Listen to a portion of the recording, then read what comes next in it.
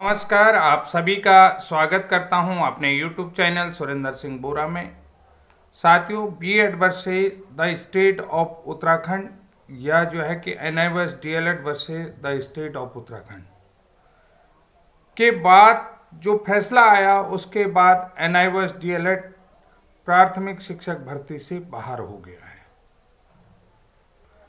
माननीय supreme court ने Patna high court के डिसीजन को, त्रिपुरा हाई कोर्ट के डिसीजन को और नैनीताल हाई कोर्ट के डिसीजन को क्वेश कर दिया।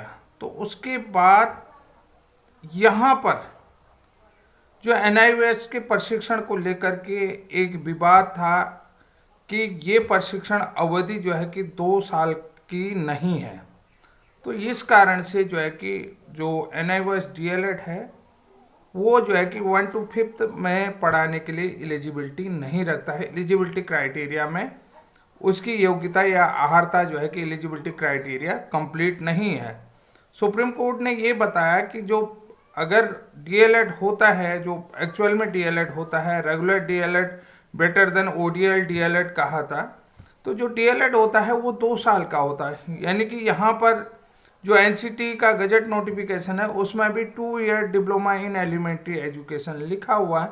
यहाँ पर कहीं पर जिक्र नहीं है कि ये जो डीएलएड है ये 18 महीने का है। लेकिन यहाँ पर दुर्भाग्य ये है कि एनआईओएस के जो प्रमाण पत्र हैं, सर्टिफिकेट हैं डीएलएड के, उसमें भी द्विवर्षीय डिप्लोमा इन एलिमेंट्री लिखा हुआ है, डिप्लोमा इन एलिमेंट्री लिखा हुआ है। तो आप यहाँ पर देखिए, सुप्रीम कोर्ट ने कह दिया कि ये सिंगल विंडो प्रोग्राम है, वन टाइम सेटलमेंट प्रोग्राम है, ये कोई डिप्लोमा नहीं है, ये एक जो है कि प्रोग्राम है। तो अब देखिए, इसके बाद एक बड़ा अपडेट आता है। मेरा जो है कि एनआईओएस डीएलएड के बिहार अध्यक्ष माननीय पप्पू यादव जी से बात हुई। तो पप्पू यादव जी से जो सीधी सीधी बात हुई कि गजट में एनआईओएस डीएलएड को शामिल करवाने के लिए क्या प्रोसेस चल रही है, तो उनका सीधा सा सवाल है, गजट में शामिल करवाना काफ़ी नहीं है, पहले जो है कि एनआईओएस डीएलएड की कमियों को दूर करना होगा। कि यानी कि एनआईओएस डीएलएड जिन्होंने किया है और जिनकी नौकरी भी होगी उनमें भी अभी खतरा है। यानी कि उनकी नौकरी में सीधा सीधा खतरा है। उनका भी, पप्पू यादव जी का भी कहना है कि उन्होंने सीधा कह दिया कि भैया पहले जो है कि 6 मंथ इंटर्नशिप जो है कि पूरी करनी होगी, इंटर्नशिप जो है कि पूरी नहीं होगी तो यहाँ पर कुछ भी मामला नहीं बन सकता है। इंटर्नशिप जो है कि जब तक कंप्लीट की जाएगी उसके बाद सुप्रीम कोर्ट से कहना पड़ेगा कि हमने अपनी योग्यता पूरी कर ली है और अब हम जो है कि शिक्षक बनने के लिए योग्य हैं, हमारी जो एलिजिबिलिटी क्राइटेरिया है वो कंप्लीट है। तो साथियों, सबसे बड़ी बात यहाँ पर मैं ये कहना चाहता हूँ कि अभी जो एनआईओएस डीएलएड को लेकर के क्या अपडेट चल रहा है, या एनआईओएस डीएलएड को लेकर के जो है कि जिन्होंने ये डिप्लोमा कराया उसके लिए दोषी कौन है, ये बड़ा सवाल है। आप लोगों के जहन में भी होगा। आप तो कहोगे हमने मेहनत करी है, मेहनत करने के बाद भी हम लोगों को इस तरीके से बाहर कर दिया गया। तो सबसे पहली बात जो है कि एनआईओएस डीएलएड जो प्रशिक्षण हुआ उसके लिए दोषी जो है एनसीटी है। एनसीटी एक ऑटोनॉमस बॉडी है, इंडिपेंडेंट बॉडी है। एनसीटी के पास पावर भी है और अधिकार भी है, यानी कि कुल मिलाकर के पावर, अधिकार सभी चीज़ें। तो एनसीटी ने इस तरीके का प्रोग्राम क्यों बनाया?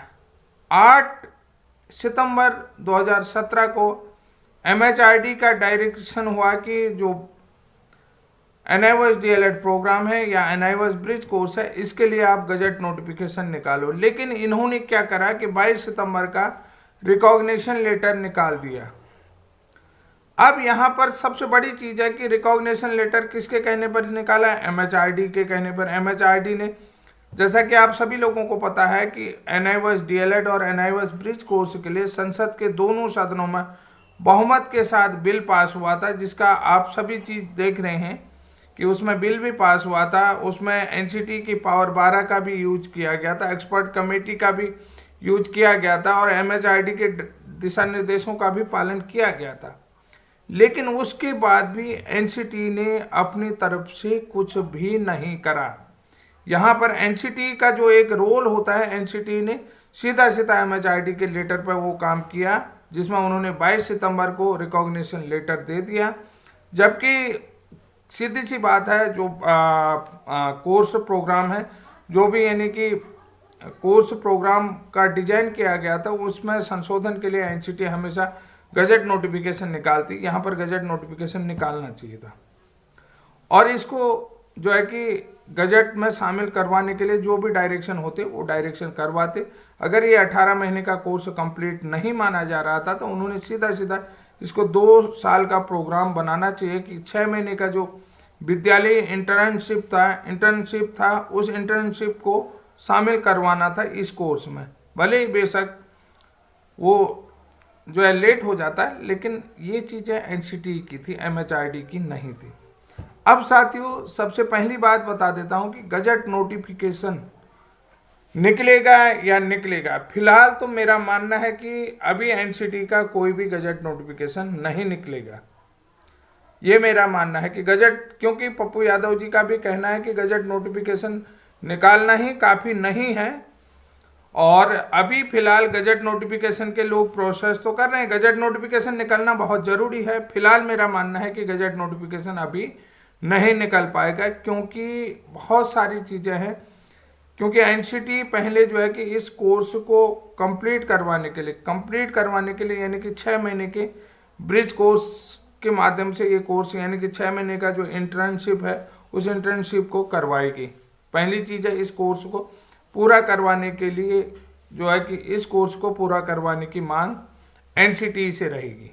ठीक है। अब यहाँ पर क्योंकि अभी तक ये 18 महीने का अब गजट नोटिफिकेशन में शामिल करवाना ये काफ़ी नहीं होगा। पहली जो है कि उससे ज़रूरी चीज़ें जो है मान्यता में कमी रह गई है तो उसे पूरा करना है। अब यहाँ पर देखिए, गजट नोटिफिकेशन तो निकल जाएगा आराम से, जब तक उसकी मान्यता में जो कमी रहेगी उस कमी को तो पूरा करोगे आप। यानी कुल मिलाकर के 18 महीने का है तो इसको 2 साल का होना चाहिए। तो इसमें 6 महीने का जो इंटर्नशिप होगी तो वो इंटर्नशिप कहाँ से होगी, कैसे होगी, उसके लिए जो है कि कवायद शुरू होगी। काफ़ी चीज़ें होंगी एनसीटी में, तमाम चीज़ें जो है कि देखी जाएंगी, हर चीज़ देखना जाएगा। तो ये अभी गजट नोटिफिकेशन आना बड़ा टफ है। यानी कि गजट नोटिफिकेशन में NIOS DLED को शामिल तो किया जाएगा, लेकिन सबसे बड़ी बात है जो मान्यता को लेकर के कमी रहेगी उसको पूरा करना होगा। जैसा कि पप्पू यादव जी से कल मेरी बात हुई है, बिहार NIOS DLED के प्रदेश अध्यक्ष हैं और नियोजित शिक्षक हैं। अब जो है कि यहाँ पर जो NIOS DLED प्रशिक्षकों की मांग रहेगी, सबसे पहले NIOS DLED को गजट नोटिफिकेशन में शामिल करवाने की मांग रहेगी। और दूसरी बात जो एलिजिबिलिटी है कि NIOS DLED को एलिजिबिलिटी में शामिल किया जाए। अब यहाँ पर देखिए, जहाँ पर भी जैसे CTET का फार्म भरते हैं आप, या बिहार में जैसे भर्ती निकली, कहीं भी भर्ती निकली, तो वहाँ पर जो है कि द्विवर्षीय NIOS DLED का नाम लिखा हुआ आना चाहिए, यानी एलिजिबिलिटी में उसको रखना चाहिए। तो उसको भी शामिल करवाने की कवायद रहेगी। यानी कि उत्तराखंड में मान लिया जाए कोई विज्ञप्ति रहती है तो द्विवर्षीय डिप्लोमा इन एलिमेंट्री डाइट वाला तो रहता ही रहता है, उसके बाद द्विवर्षीय DLED programme from NIOS DLED ये भी रहना चाहिए कि NIOS DLED से द्विवर्षीय डिप्लोमा वाले भी इसमें शामिल किए जा रहे हैं, यानी कि वो लोग भी फार्म भर सकते हैं, ये लिखा हुआ आना चाहिए। इसको कहते हैं एलिजिबिलिटी क्राइटेरिया।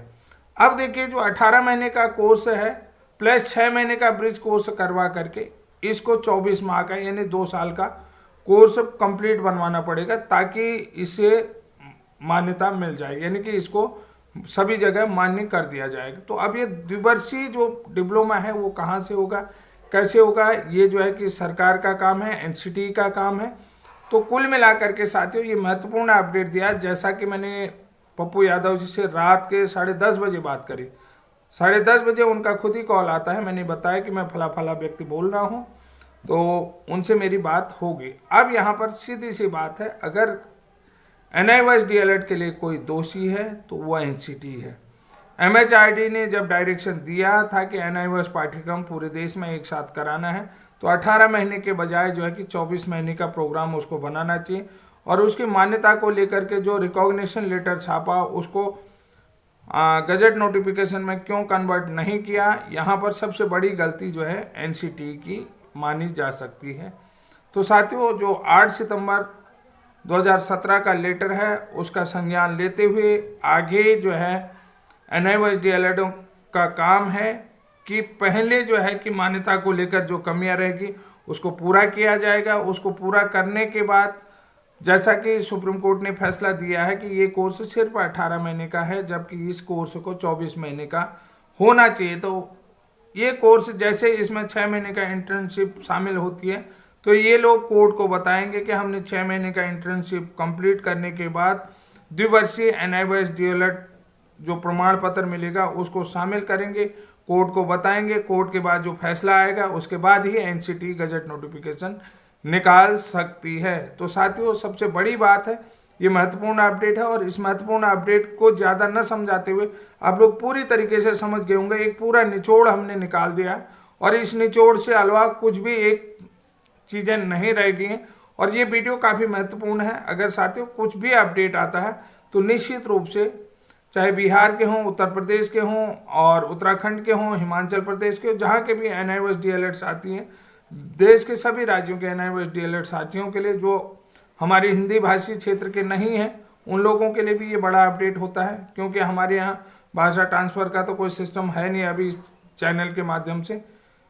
आगे कोशिश करेंगे कि हम भाषा ट्रांसफ़र का भी मोड इसमें ऑन करें।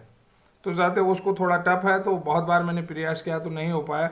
जैसे कि आगे वीडियो चलता है नीचे लिख के आता है, तो वो प्रयास मैं करूँगा, शीघ्र ही जल्दी ही करूँगा। तो तब तक के लिए जय हिंद, जय उत्तराखंड।